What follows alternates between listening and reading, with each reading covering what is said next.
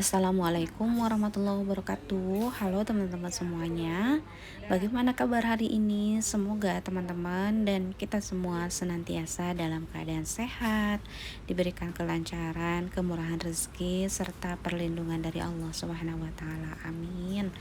Seperti biasa ya teman-teman, aku nyempetin buatin vlog dan di-share juga ke channel ini untuk berbagi dengan teman-teman dan untuk kegiatannya seputar relate sehari-hari aku dan keluarga kecilku.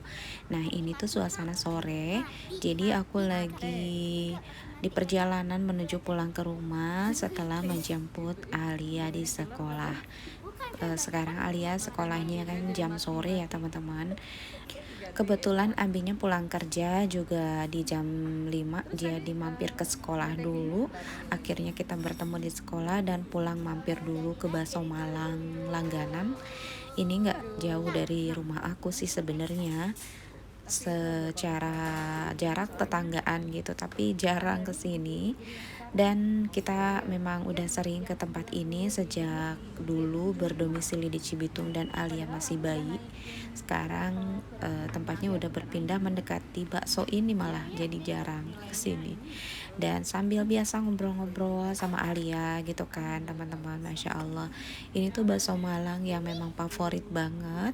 Untuk penyajiannya juga unik ya, jadi kita nggak diladangin gitu ya, nggak dibuatin apa namanya, jadi kita ambil sendiri gitu kayak prasmanan. Untuk jenis baksonya bervariatif juga, ada yang ikan salmon, udang, ada juga urat dan telur, terus juga ada pangsit keringnya gini. Pokoknya pilihannya banyak ya teman-teman, tergantung kita maunya apa. Dan aku juga bebasin Alia tadi ngambilin, dan dia ngambil risol, ada pangsit, ada baksonya 4 biji ya. Dan di sini nggak pakai mie ya teman-teman, jadi bakso Malangnya khusus kuah aja gitu. Nah, kayak gini penampakannya. Terus minumannya ini abinya pesen 3 macam, ada air putih, teh botol, sosro.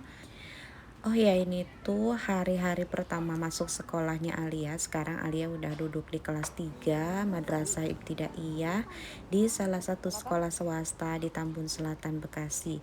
Dan seperti biasa kalau pulang sekolah selalu ditanya-tanyain gitu antara pergaulannya gimana di sekolah, karena sekolahannya di rolling gitu teman-teman. Untuk satu angkatannya Alia itu ada 8 kelas. Per kelasnya ada 35 siswa. Nah, jadi di rolling supaya kenal katanya gitu sih peraturan sekolahnya. Tapi aku sedikit agak khawatir karena memang Alia tipikal yang agak susah kenal gitu loh teman-teman. Jadi merasa baru lagi, kayak masuk lagi di kelas 1 gitu. Kemarin waktu kelas 1 dan 2 nggak di rolling karena memang covid katanya gitu ya. Jadi dia udah kenal sama satu kelasnya kemarin gitu, udah punya beberapa bestie juga. Nah, pas di rolling kayak gini, anaknya jadi kayak kurang srek sama sekolah ini, tapi aku berusaha untuk menanamkan pengertian ke Alia gitu ya. Walaupun memang karakter anaknya seperti ini kan sudah bawaan ya teman-teman. Setiap anak itu memiliki bawaan atau karakter yang berbeda. Ada sebagian yang memang mudah kenal, ada juga yang introvert mungkin ya. Dan Alia tipikal yang seperti itu, yang introvert. Jadi dia itu lebih suka menyendiri, tapi kalau udah kenal ya rame gitu anaknya. Dan lumayan agak kesulitan memperkenalkan Alia dengan teman-temannya karena peraturannya orang tua tidak boleh mengantar sampai kelas gitu. Jadi mau nggak mau aku menanamkan rasa kepercayaan diri Alia tuh di rumah. Sebenarnya anaknya cukup cerdas ya, walaupun dia introvert dan tidak terlalu banyak bergaul, tapi secara kualitas prestasinya setiap tahun Alia dapat peringkat 1 dan kemarin juga dapat juara umum juga. Jadi kata gurunya ya, aku sempat sharing juga, nggak perlu di apa ya, nggak perlu ditanamkan yang macam-macam, ya udah seperti itu aja ngalir gitu kan, yang penting anaknya berprestasi udah alhamdulillah katanya gitu ya. Oke teman-teman, ini jadi kepanjangan ngobrol tentang Alia ya, karena kalau bicarakan soal anak kayaknya nggak ada habisnya gitu teman-teman. Gimana nih pengalaman teman-teman untuk memasukkan putra-putrinya di pendidikan dasar atau menengah atau atas ya? Semoga harapan kita sebagai orang tua tentu yang terbaik untuk anak, dimanapun teman-teman menempuh pendidikan atau menempatkan pendidikan untuk anak-anaknya, pasti itu yang terbaik menurut orang tuanya. Dan semuanya juga tergantung dari kemampuan orang tuanya masing-masing. Banyak kok di luar sana yang menempatkan pendidikannya tidak sesuai dengan impiannya. Aku yakin banget, dan mungkin aku juga salah satu yang ada di posisi itu. Keinginannya sih ke tempat A, tapi kemampuan di tempat B. Ya kita nggak bisa memaksakan ya teman-teman. Kalau keinginan sah-sah aja. Semua orang kok layak atau berhak memiliki cita-cita yang tinggi, tetapi kembali ke kemampuan masing-masing.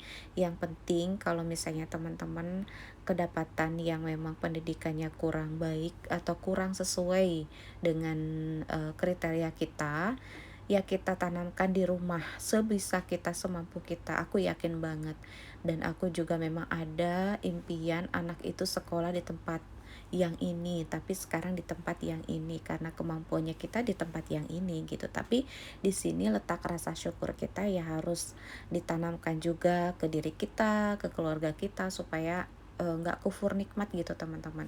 Karena Allah itu kan memberikan ujian kepada hambanya itu sesuai dengan kemampuannya, dan kita yakin bisa menghadapinya. Dan kepanjangan nih ngobrolnya teman-teman, karena aku juga bingung kalau misalnya lagi ngevlog itu ngobrolin apa gitu, karena memang jelas di sini hanya aktivitas sehari-hari. Jadi ya udahlah ngobrolin soal pendidikan aja, karena ini tuh tidak sedikit loh teman-teman yang sharing di Instagram, bahkan DM sampai panjang kali lebar gitu, menceritakan tentang unek-uneknya soal pendidikan. Banyak yang berharap mau memasukkan anak di sini, tetapi malah pada faktanya malah di tempat yang tidak sesuai. Kalau aku sih cuma bilang wajar dan memang berhak kita memiliki impian, bahkan wajib ya kita harus punya impian supaya tertarget gitu. Tapi kembali ke ketetapan rezeki kita sampai mana yang Allah takar untuk kita. Nah kita hanya wajib berusaha aja, dari jauh-jauh hari ya berusaha berikhtiar, tapi pada faktanya ya kita juga nggak bisa melawan dari ketetapan itu. Alhamdulillah, ngomong-ngomong makan baksonya udah selesai dan ini udah keluar. Ini tuh di Tambun Selatan Bekasi ya teman-teman, desa Mangunjaya apa Sumberjaya gitu ya. Kalau sekolahan Alia itu desa Mangunjaya, tapi kalau tempat perumahan aku desa Sumberjaya. Jadi tempat tinggalku sama sekolahan Alia itu hanya beda desa aja teman-teman. Vika sih. Vika. Iya Vika, ngobrol apa? Tentang umur, tentang ranking, malah ya jawabnya nggak tahu, aku lupa ranking berapa.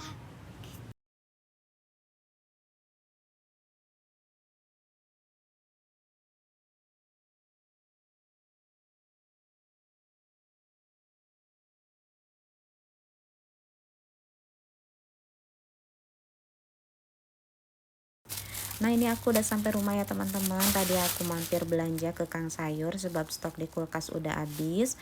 Ini aku belanja telur 4 butir, ada cabe, kol, dan kecipir. Untuk telur sekarang lagi mahal ya teman-teman, per kilonya 32.000. Jadi aku beli 4 butir, rencana mau diceplok aja nanti. Per 4 butirnya itu harganya 8.000. Untuk kecipir murah ya, cuma 3.000, kubis 2.000, dan cabenya 5.000. Untuk minyak dan lain-lain itu ngikut ke harga bulanan ya teman-teman. Jadi untuk belanjaan hari ini 18.000 rupiah. Nah yang 18.000 rupiah ini bukan untuk sehari ya teman-teman, tapi sekali makan. Karena di rumah aku berempat ya, 3 dewasa dan 1 anak sekolah ya. maksudnya satu anak kecil yaitu Alia. Nah, kecipirnya aku potong-potong, aku cuci bersih dan rencana mau aku sayur aja karena si kakak dan Alia harus berkuah gitu teman-teman. Kalau abinya kurang suka santan ya, tapi si kakak sukanya santan. Jadi sekali-kali aku ngikutin selera anak, kadang-kadang ngikutin selera suami karena mereka seleranya beda-beda gitu teman-teman. Jadi nggak bisa aku ikutin setiap kali masak, aduh capek banget. Soalnya masing-masing ya punya selera yang bertabrakan gitu. Nah, untuk bumbunya ada 4 butir kemiri, 2 siung bawang putih dan 3 siung bawang merah, cabai dan garam. Ini mau aku haluskan manual pakai ulekan batu kayak gini. Ini sederhana teman-teman, sebenarnya kalau untuk selera aku sendiri lebih suka kecipir itu dikukus dan nyambel, udah cukup. Tapi yang lain nggak bisa makan seperti itu ya, di mana-mana yang namanya ibu mah mengalah ya teman-teman. Pasti teman-teman ngerasain selera apapun ya untuk kita mah ngikut aja sama yang lain, biasanya kan seperti itu. Yang penting anak dan suami seneng mau makan, itu aja udah senang banget, Masya Allah. Nah, ini bumbunya udah halus, ini aku haluskan, aku cepetin ya teman-teman.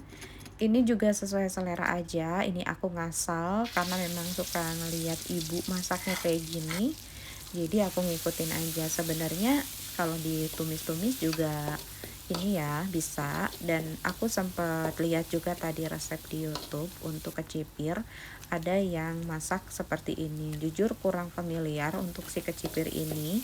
Tadi aku juga nggak ada perencanaan mau masak kecipir, cuma di kang sayur karena udah sore sisa-sisa mungkin ya, jadi udah nggak ada apa-apa gitu, adanya kecipir ya udahlah aku beli. Nah, ini udah aku tumis sampai matang bumbunya, aku tambahkan air dan kara instan yang kecil. Terus ini aku aduk-aduk karena kalau sayur bersantan itu kan nggak boleh pecah ya teman-teman, jadi harus terus diaduk biar enak kuahnya. Lalu aku masukkan kecipirnya, dan ini belum aku tambahkan bumbu-bumbu lainnya ya teman-teman. Lanjut aku tambahin aja, ada gula merah, ada roiko, merica, dan sedikit garam aku tambahkan lagi karena tadi belum banyak garamnya. Terus lengkuasnya ini aku buangin. Ini juga option ya teman-teman, untuk resep aku nggak cantumin karena ini tuh ya ngasal aja. Teman-teman bisa cari resep yang lebih oke dari teman-teman yang khusus membuat konten soal masak ya. Jadi spesial highlightnya tuh di resep. Kalau aku ini memang ya sesuai ini aja gitu ya, selera keluarga, jadi nggak ngikut selera yang umum gitu.